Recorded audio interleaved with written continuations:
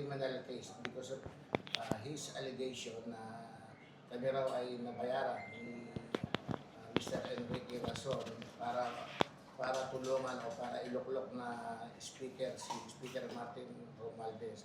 Na sa matter of fact, during that time, wala namang kalaban si Speaker Martin Romualdez. So, minarapat ko kasi kung hindi ko po alam, during the ethics complaint that the NUP filed, I think more than a month ago, ako rin yung nag-cross-examine sa kanya. Dalawa kami nag-cross-examine sa kanya at na-cross-examine din kami together with Congressman Dasa.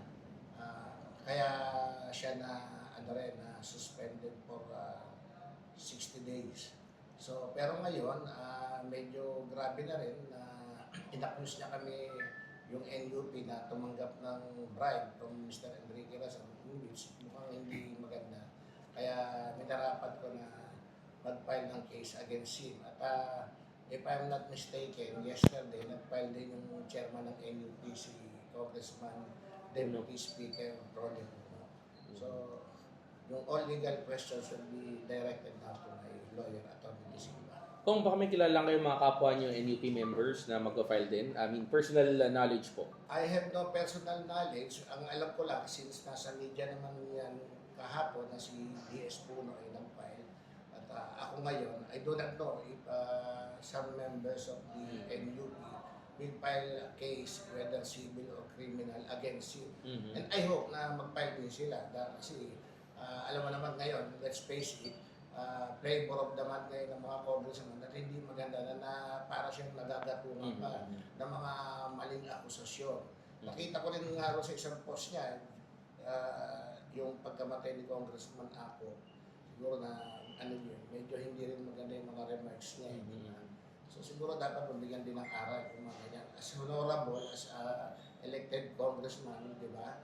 Dapat yan medyo maayos at pinipili mo yung mga sasabihin mo. Dahil may mga nai-influensyahan tayong tao, may naniniwala na hindi maganda ang magiging epekto sa kapwa mo, mga mambabatas. Then we are all elected. He is elected and I am elected also. I am on my third term, nasa first term siya, at hindi naman ako papayag siguro na lagi na lang gano'n at medyo imamalain ka in over 16 million views. Kung just for the record, ito po yung pangatlo niya na pong cyber libel case na sinamba ko sa kanya. Ako? No, this is my I mean, yung isa iba pa po from Brazil. I've heard Mr. Enrique Rason already filed a cyber libel case against him. Tapos I think, pangatlo nga siguro. Sir, buti hindi na lang po parang kinulate or pinagsama-sama po yung complaint? Hindi ko na kasi alam kung yung iba is willing to file a case against him. Baka, basta as far as I'm concerned, nag-file ako dahil ang feeling ko, na-agrabyado ko, na-injured ako because of this. Pero sir, as party member, sir, tinatanggi niyo sir na wala po talagang any payment coming from Enrique Razon. As a matter of fact, if we can give any evidence or proof, di ba, the burden of proof lies in him as an accuser. Pangalawa, wala namang kalaban si Speaker Martin at that time na naging speaker siya. So, what for? Tsaka anong kinalaman ni Mr. Enrique Rason? Although, merong time na sinusupport niya NUP, pero ano kinalaman niya sa politics in Congress, di ba? Pero mo naman narinig na nag-medal ko. Pero at any rate sa akin, wala. Zero. Wala. Never akong binigyan ng pera ni Mr. Enrique Rason para supportan si Martin Romualdez. Yung suspension po niya, kailan po magtatapos? I think any time of first week ng February, hindi ko alam yung exact date ng 60 days, pero any time on first week of February. Kung kanina sabi sa prosecutor's office, papadala kayo ng subpoena and then bibigyan kayo ng time to mediate.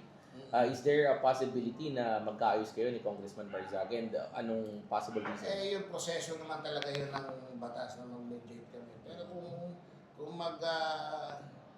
hindi ko alam, I'll cross the bridge pagka nandun ako. Pero medyo with 16 million views nakita ko, di ba? Masyadong mamalay yung natin, yung personalidad namin, di ba? Siyempre may ingatan din tayo, meron tayong mga constituency na nakatingin sa atin. Nasaktan po ba yung pamilya niyo? Definitely. Dahil siyempre, wala namang alam nilang hindi totoo. Pero still, merong mga basher, may mga trolls, di ba? Hindi maganda. So, Sir, kung Alam mo, kahit hindi tayo dapat onion skin, pero yung ganong pagkakataon na masyado na para bang nag-over the back dahil lumagpas na sa parameter ng isang matinong elected official, di ba? so kahit po magkasundo kayo, tanggapin niyo yung apology niya, kung mag-apologize sa inyo, still tuloy po yung reklamo. Oo, dapat may kaparusahan yung lahat ng ginawa. Sir, do you think dapat nang matanggal si Congressman Barzaga as representative or member of the House given the circumstances na meron siya ngayon? In my opinion, the first time, this is my third term as congressman, 6 years may na ako sa Congress. First time ko na-encounter yung ganyang personalidad sa Congress.